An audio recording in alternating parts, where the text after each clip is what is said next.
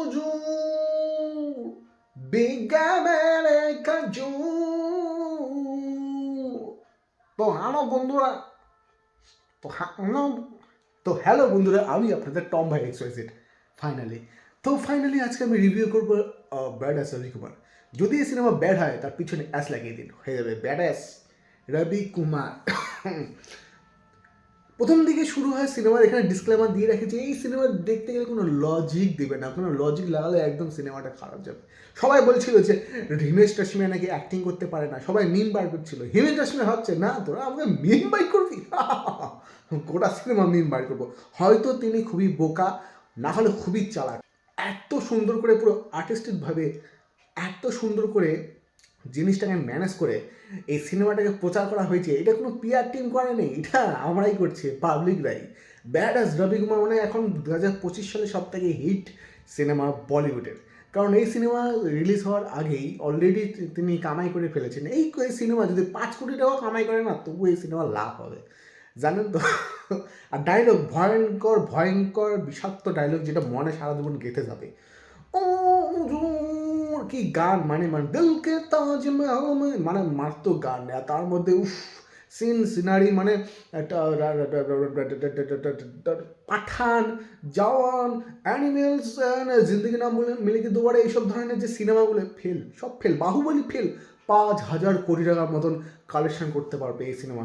কি মানে সিরিয়াসলি যারা দেখছে ফুললি এন্টারটেনমেন্ট হচ্ছে, লোকজন তালি মারছে সিনেমা হলে, হাউসফুল থাকছে, মানে সবাই মানে পাগল হয়ে যাচ্ছে। ভাই এটা মানে হলো কি করে? বড় বড় প্রডিউসারদের মাথায় হাত। হ্যাঁ, এবার ভাই পুরো লাইন লাগবে, এবার ভাই বলিউড সিনেমায় পুরো লাইন লাগবে। এরকম সিনেমা কিন্তু বারবার বেরোবে। হিমেশ রেশমিয়া একটা হিস্ট্রি ক্রিয়েট করছে। हिस्ट्री क्रिएट किया है उसने। जितनी शरीर में तेरा खून नहीं उतना मतलब बैड एक दिन में मुंह तेरा उफ उफ उफ उफ उफ। কি ডায়লগ, উফ, মানে মনে গাথা মতন ডায়লগ। আর কি গান, হিমেশ রেশমিয়া সেই কি গান, মিউজিক, উফ। 90s 80s ওই যে চিন্তাভাবনা নিয়ে এই সিনেমাকে বানানো, তার লোকেশন ওরকম, তার ড্রেস আপ ওরকম, মানে চিন্তাভাবনা দেখুন। তবু সেই সময় দিলকে তার ডিজে গান মিউজিক চলছে, উফ। মানে কি, মানে কি না নেই।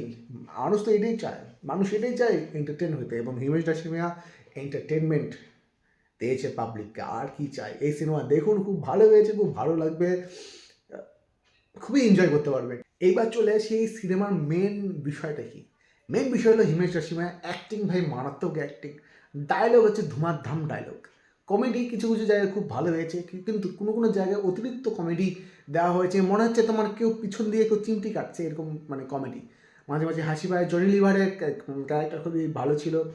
প্রভু দেওয়া অলসো, মানে কি বলবো, প্রভু দেওয়া সেই সুপার ডান্সার আমাদের মাইকেল জ্যাকসন পার্ট 2, সে মানে এই সিনেমায় ভিলেন হয়েছে, মানে মারাত্মক ভিলেন। ও এই সিনেমা করার সময় বলছে যে না, একটা ফুল এনজয়মেন্ট করে এই সিনেমাটা করবো। সিরিয়াসলি মারাত্মক অভিনয় করছে। হিরোইন ক্ষেত্রে বলতে পারবো যে এই সিনেমায় হিরোইন দিল কেন? এই সিনেমায় হিরোইন প্রয়োজনই ছিল না, কারণ হিরোইনের সেরকম কোনো জায়গা নেই। বাট সানি লিওনের অবশ্য ডান্সিং মুভগুলো খুব ভালো ছিল। গানগুলো প্রত্যেকটা হিট বলা যায়, চার্ট বাস্টার, এবং ধুমাধাম। মিনিমাম তো 1 বছর তো চলবেই ট্রেন্ডিংয়ে এই গানগুলো। হ্যাশট্যাগ ট্রেন্ডিং চলছে এই গানগুলো। খুবই ভালো হয়েছে, চমৎকার মুভি। দেখতে যাবেন, অসাধারণ এই সিনেমা। অন্তত বাংলার যে সিনেমাগুলো হয় পশ্চিমবঙ্গে, এর থেকে তো ডাবল ভালো, ডাবল ট্রিপল ভালো। বাংলাও যদি এরকম ধরনের কোনো সিনেমা করে, তবু এটা মানে কাপাকাপি ব্যাপার হয়ে যাবে। কিন্তু ভাই এই সিনেমা ভাই বলিউড, হলিউড এবং বাংলা প্রত্যেকটা ছাপিয়ে যাবে এই সিনেমা। অবশ্যই যাবেন, দেখবেন আর এনজয় করবেন। ব্যাড অ্যাস রবি কুমার।